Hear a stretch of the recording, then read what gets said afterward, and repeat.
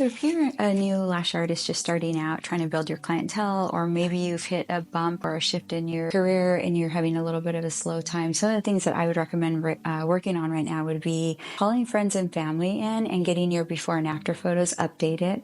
Update all of those before and afters anywhere you can, right? Your Yelp, your Google My Business, your website, all of your social media handles.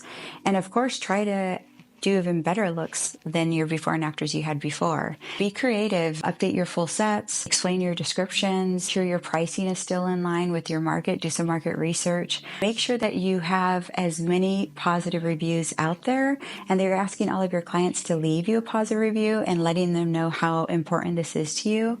And also taking the time to go back and read any negative reviews that you have out there and asking yourself the questions, why did you get that review and how can you avoid ever getting that type of negative review again? So what changes do you need to do on your side so that you don't have those negative reviews again? If you're taking this slow or downtime that you might be experiencing and really just upping your game, you'll see the results on the other end.